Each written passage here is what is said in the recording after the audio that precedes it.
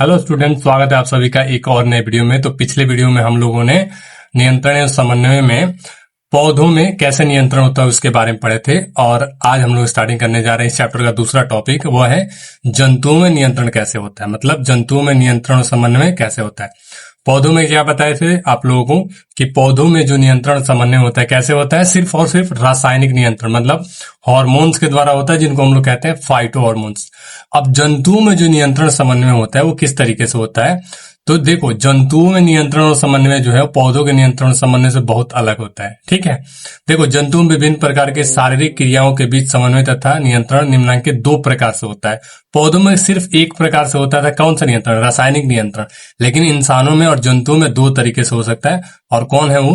पहला है तंत्रिकीय नियंत्रण एवं समन्वय। ये चीज याद रखिएगा, तंत्रिकीय नियंत्रण एवं समन्वय।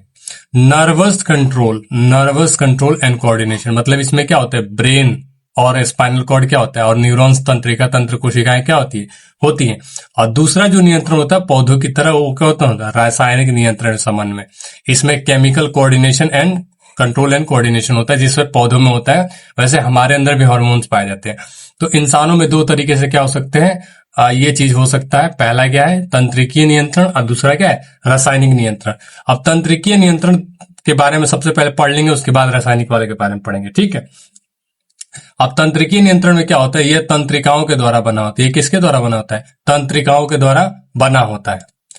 उच्च श्रेणी के जंतुओं में ऐसी तंत्रिकाएं मिलकर एक तंत्र का निर्माण करती है, जिसे तंत्रिका तंत्र कहते हैं। कौन सा तंत्र कहते हैं? तंत्रिका तंत्र।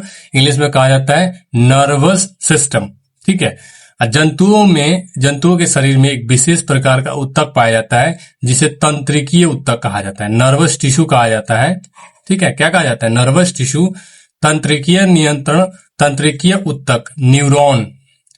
तंत्रिकीय ऊतक किसका बना होता है? न्यूरॉन का बना होता है, अर्थात तंत्रिका कोशिकाओं से तंत्रिका ऊतक, फिर तंत्रिका ऊतक से तंत्रिका तंत्र का क्या होता है? निर्माण होता है।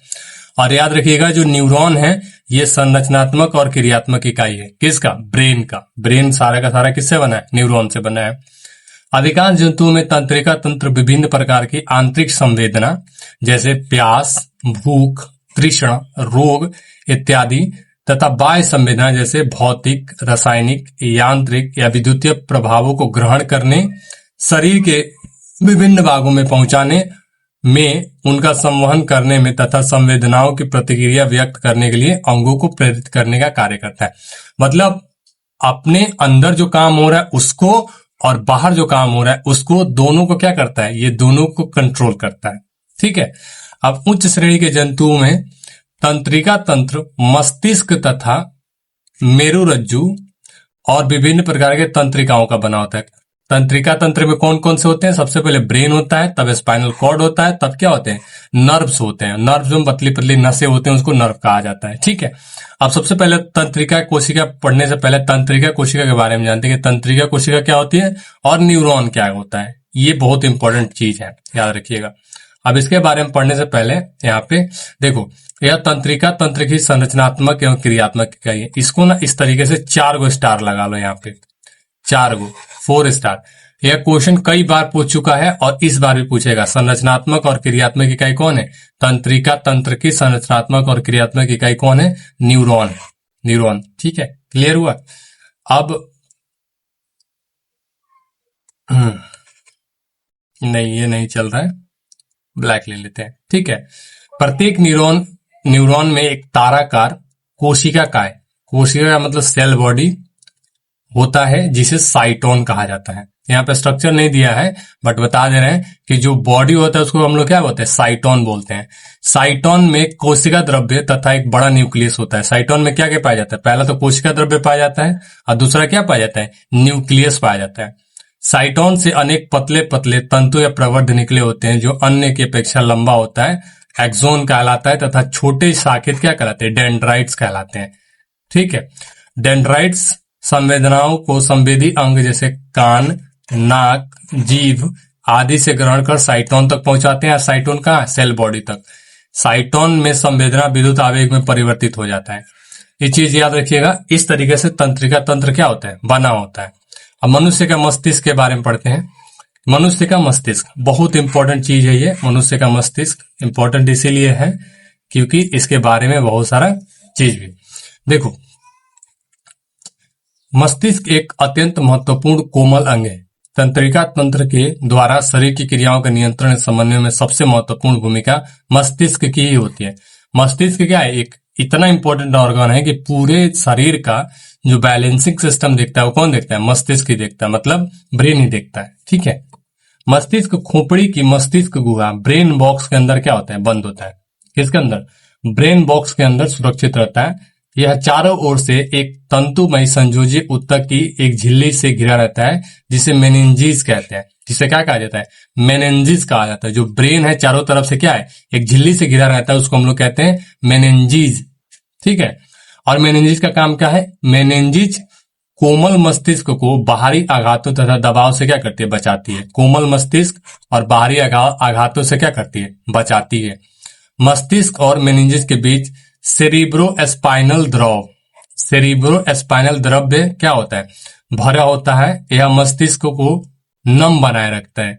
नम बनाए मतलब मस्तिष्क को क्या करता है, कूल रखता है, ठंडा रखता है। ठीक है, मनुष्य का इसका औसत आयतन लगभग 1650 मिलीलीटर होता है। आयतन मतलब आयतन कितना होता है, 1650 मिलीलीटर, तथा औसत भार 1.5 केजी होता है।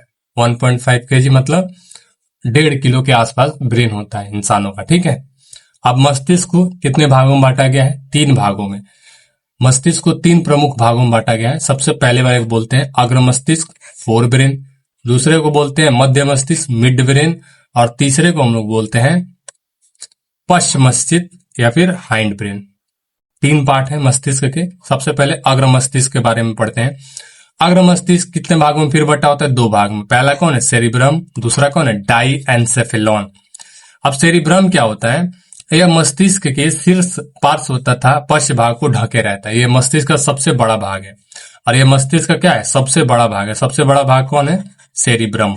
ठीक है, यह मस्तिष्क का अत्यंत महत्वपूर्ण भाग है। यह बुद्धि और चतुराई का केंद्र भी है। मतलब मस्तिष्क में जो बुद्धि और चतुराई होता है उसका केंद्र कौन है, सेरिब्रम है। ठीक है ना। मानव में किसी बात को सोचने समझने की शक्ति, ठीक है ना, ये चीज याद रखते हैं। स्मरण शक्ति, किसी कार्य को करने की प्रेरणा, ये कार्य है, किसी कार्य को करने की प्रेरणा, घृणा, प्रेम, कष्ट, हर्ष, भय की जैसी अनुभव क्रियाएं का नियंत्रण समन्वय सेरिब्रम के द्वारा होता है। मतलब ये जितनी भी क्रियाएं यहाँ पे तुम देख रहे हो, ये सबको कंट्रोल कौन करता है, सेरिब्रम करता है।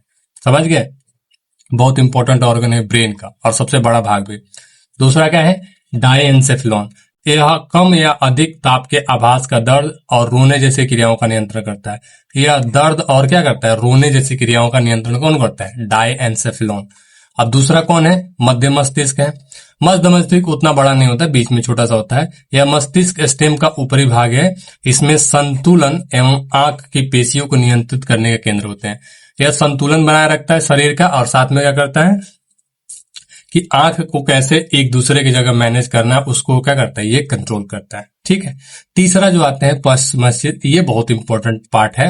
ये भी 2 भाग में बटा होता है। पहला भाग को बोलते हैं सेरिबेलम और दूसरे भाग को बोलते हैं मस्तिष्क स्टेम। अब सेरिबेलम का काम क्या है, यह समन्वय, संतुलन, ऐच्छिक पेशियों की गतियों इत्यादि का नियंत्रण करता है।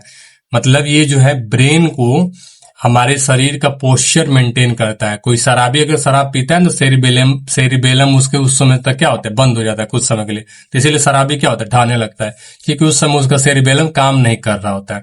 ठीक है, यदि मस्तिष्क से सेरिबेलम को नष्ट कर दिया जाए तो ऐच्छिक गतियां असंभव हो जाएगी। देखो किसी को चोट लगती है यहाँ पे तो आदमी गिर जाता है, चल फिर नहीं पाता है। तो वही क्या होगा, मस्तिष्क का उसका सेरिबेलम डैमेज हो जाएगा, फिर वो कोई के चल नहीं पाएगा। ठीक है, हाथ और पैरों का परिचालन ठीक से नहीं होगा, पैरों द्वारा चलना मुश्किल हो जाएगा, बातचीत करने में कठिनाई होगी। ये सारे के सारे एग्जाम्पल होंगे अगर किसी का सेरिबेलम अगर क्या हो गया, नष्ट हो गया तो। ठीक है, अब मस्तिष्क स्टेम क्या होता है, इसके अंतर्गत 2 चीजें आते हैं। मस्तिष्क स्टेम भी कितने भागों में बटा होता है, 2 भागों में। पहला है पोन्स वैरोलाई और दूसरा क्या है, मेडुला ऑब्लांगेटा। पोन्स वैरोलाई क्या करता है, श्वसन को नियंत्रित करता है। याद रखिएगा, क्वेश्चन जब भी पूछता है तो ये मस्तिष्क के जो पार्ट्स होते हैं उनका कार्य जरूर पूछता है, हर साल पूछता है। ठीक है ना, और इस साल भी हो सकता है पूछेगा। तो पोन्स वैरोलाई क्या करता है, श्वसन को नियंत्रित करता है, और मेडुला ऑब्लंगेटा इसमें अनैच्छिक क्रियाओं का नियंत्रण केंद्र होता है। अनैच्छिक क्रिया जैसे हृदय की धड़कन, हार्ट बीट, रक्तचाप, श्वसन गति की दर, इन सबको क्या करता है, कंट्रोल करता है। मस्तिष्क के इसी भाग द्वारा खांसना, छींकना या उल्टी करना, पाचक रस का स्राव, ये सारा का सारा काम किसका है, मेडुला ऑब्लंगेटा का। ठीक है, अब मस्तिष्क क्या क्या कार्य करता है। सबसे पहले मस्तिष्क के प्रमुख कार्य है आवेग को ग्रहण करना, मतलब सबसे पहले इम्पल्स को लेना। उसके बाद क्या है कि जो भी आवेग आए हैं उनके अनुसार क्या करें, अनुक्रिया करना। ठीक है, और तीसरा काम क्या है कि यह विभिन्न आवेगों को एक साथ में क्या करता है, अनुग्रहण करता है, और एक साथ में क्या करता है, कंट्रोल करता है। जैसे किसी इंसान पे इमरजेंसी आती है तो उसको भागना भी है और भी चीज देखना है, तो सारा का सारा काम भी एक के बारे में भी। मस्तिष्क को विभिन्न भिन्न संदेशों एक साथ कई तरह के आवेग प्राप्त होते हैं। मस्तिष्क इन आवेगों को सहसंबंधित करके शारीरिक क्रियाओं का सफलतापूर्वक समन्वय करता है। ठीक है, लास्टवा कौन है, सूचना का भंडारण। यह सभी सूचना को क्या करता है, स्टोर रखता है, इसीलिए मस्तिष्क को क्या कहा जाता है, ज्ञान का भंडार कहा जाता है। ठीक है, ठीक है, अगर ये वीडियो अच्छा लगा तो वीडियो को लाइक कीजिएगा और चैनल पर नए तो सब्सक्राइब कीजिएगा। मिलते हैं नेक्स्ट वीडियो में, तब तक के लिए गुड लक।